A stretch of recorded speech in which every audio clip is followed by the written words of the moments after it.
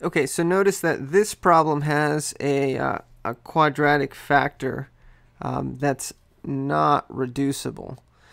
So that case is a little bit different. I mean, the idea is the same, except that when we break it up into our decomposition, let's do this first one. So we're going to have a over, because this is a repeated factor, a over x minus 1 plus b over x minus 1 squared. So that's for the x minus 1 squared. But then for the quadratic factor, we have to, the numerator has to be of the form cx plus d over x squared plus 9. Okay, and so the execution is the same. You multiply both sides by the denominator, x minus 1 squared, x squared plus 9. The only issue is that you tend to have much more complicated problems here. But let's write it out. So we have 10 is equal to a times x minus 1 times x squared plus 9. And then plus b times x squared plus 9. And then plus cx plus d times x minus 1 squared. Let me erase that one. Okay. Now, this is a little bit more difficult to find a, b, and c. Notice that using our original method, the method we usually use, if we want to zero out two of these terms, we can let x equal to 1, and that would zero out the one with a and the one with c and d. So if x equals to 1, then b is equal to, this is 1 plus 9 is 10, and so b would equal to 1. So that one's not bad. But there's nothing else you can do that will zero out another set of two terms. And so to find a, c, and d, we have to use the other method. Okay, so what we do is we FOIL out this entire term. We FOIL out this one, and then we FOIL out this one. Well, you square this one, x minus 1, you square it, and then you FOIL the entire thing. So once you do that, you would get that 10 is equal to, now we're going to use this, that b is equal to 1. So we're assuming now that b is equal to 1. So we're just going to replace that. So 10 is going to equal to a times x cubed minus x squared plus 9x minus 9. And then plus x squared plus 9, because b is equal to 1. And then plus, now this whole mess here, this is going to be cx cubed minus 2c x squared plus cx plus dx squared. Need a little bit more room. Minus 2dx and plus d. Okay. So now, if you have to collect all the terms that have the same variable. So we collect all the terms with an x cubed in them, and so that would be I would have an a plus c x cubed. And let me put the left side right away. This is 10 equals 2. So okay, so the a and c have an x cubed next to it, and then plus, then all the terms with an x squared, we have this one, this one, this one, and that one. Okay, so then that's going to be 1 minus a minus 2c, and then plus d x squared. Okay, and then all the ones with an x, that's this term, and then a cx and minus 2 dx. So this is plus 9a plus c minus 2 dx. And then last but certainly not least is plus, and then we've got negative 9a plus 9, and then plus d. So plus 9 plus d. And those are just the constants. So, okay. Wowza. So notice now, what we have is, so on the left side, since all we have is a 10, and there's no x cubed, that means that a plus c should equal to 0, because on the left side, you know, if you think about it, you have a 0x cubed, right? Plus 10. So there's, and the same thing with 0x squared, 0x, and so the only term you would have on the left side is the 10. So a plus c should equal to 0. This 1 minus a minus 2c plus d, that should also equal to 0. So 1 minus a minus 2c plus d equal to 0. And then you have 9a plus c minus 2d should equal to 0. And last but not least, this last one,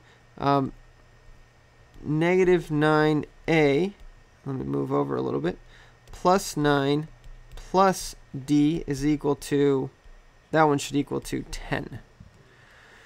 Oh my goodness. Okay, so how do you do this? Well, this is a system. You have 4 equations.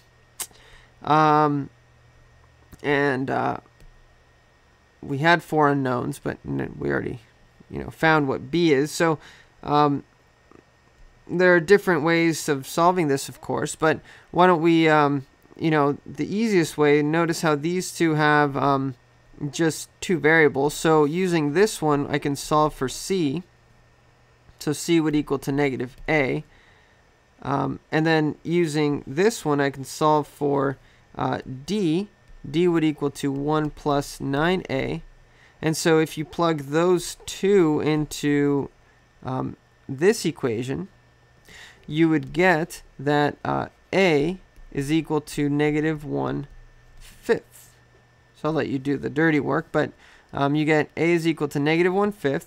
And so with that, since c is equal to negative a, well, c would equal to positive 1/5. Okay, and then d is going to equal to negative 4/5. You can just plug in negative 1/5 into here, and you can find what d is. So those are the 3 remaining coefficients. Okay, so that's that's enough to rewrite our integral. So let's go back to the beginning here, and let's rewrite this integral. So this is going to be, so we have a, which is negative 1/5, the integral of, I'm just going to write it as dx over x minus 1. b, which is 1, so this is going to be plus the integral of 1 dx over x minus 1 squared. And then cx plus d. Now, c is 1/5, so it's going to be plus 1/5. And then the integral of x over x squared plus 9. And notice how I'm going to break this up. This one right here, I'm going to break it up into, right off the bat, I'm going to break it up into 2 integrals. And that's because to actually evaluate it, I have to break it up. And so I'm going to break this up. This is the first part, cx over x squared plus 9. And then plus d, which is negative 4/5. So actually maybe I should just put minus 4/5. And then the integral of 1 dx over x squared plus 9. And actually, I forgot the dx over here. Whew, okay. Now, each one of these, now since you're pretty used to this situation, should be able to find this one relatively quickly. This is negative 1/5 natural log of the absolute value of x minus 1. Okay, let's move it over. This one, we've done this one several times before. This is just going to be minus 1 over x minus 1 squared. And again, if you have trouble with that one, let u equal to x minus 1 and do the substitution completely. Except that this should be a power 1. Sorry about that. And now this next one, similar. This one we haven't done an example yet, but if you do substitution on this one, you let u equal to x squared plus 9, then what you get is this is going to be, you're going to need a, well, du would be 2x dx, and so you would need a 2 here, 1/2 on the outside. So this is going to be plus 1/10. And then, so what you're going to end up with is 1 over u. So this is going to be natural log of x squared plus 9. And I didn't put the absolute value in this case because it's, this is all, x squared plus 9 is always positive. But you could put it anyways if you wanted to. And then minus, now this one, this one's a little trickier. This one, we should do this one over on the side. So this is minus. Now let's do 4/5 the integral. You should already know how to do this, but let's write it out and see if you can figure it out. If you write this as